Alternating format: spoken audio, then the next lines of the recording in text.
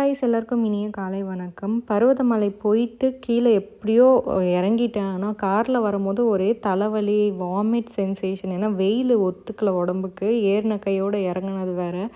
வர வழியெல்லாம் நிறுத்தி நிறுத்தி வாமிட் பண்ணிட்டே எதுவும் சாப்பிடாமல் இருந்தது வேறு. காலையில் ஒரு 5:30க்கு 3 இட்லி 4 இட்லி சாப்பிட்டது. அதுக்கப்புறம் எதுவுமே சாப்பிடாம மலை ஏறி இறங்குனது ஒத்துக்கலை.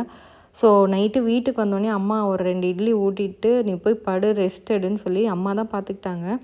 அம்மா கூட இருந்த வரைக்கும் பெருசாக நம்மளை டேக் கேர் பண்ணுறதுலாம் அவங்களோட ரெஸ்பான்சிபிலிட்டி அப்படின்னு தான் மைண்ட் இருந்தது. கல்யாணம் ஆனதுக்கப்புறம் தான் நம்ம உடம்பு சரியில்லாமல் படுத்தா இந்த உலகத்தில் நம்ம பார்த்துக்கிறதுக்கு ஒருத்தங்க மனசார இருக்காங்கன்னா அது பெத்த அம்மா மட்டும்தான்றதே புரிய வந்தது.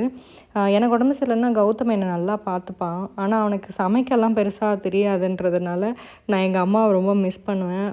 உடம்பு சரியில்லைன்னா அம்மா இருந்தால் இது கொடுப்பாங்களே சாப்பிட அப்படின்னு. கல்யாணம் ஆனதுக்கப்புறம் தான் என்னோடய அம்மாவோட அருமையே எனக்கு 100% புரிய ஆரம்பிச்சதுன்னே சொல்லலாம். நான் நிறைய விஷயத்துக்கு எங்கள் அம்மாவை மிஸ் பண்ணியிருக்கேன். நிறைய விஷயத்துக்கு அவங்கக்கிட்ட சாரி கேட்டிருக்கேன். நிறைய விஷயத்த நான் ரிக்ரெட் பண்ணியிருக்கேன். நீங்கள் எதுக்கெல்லாம் பண்ணியிருக்கீங்கன்னு கமெண்ட்டில் சொல்லுங்கள்.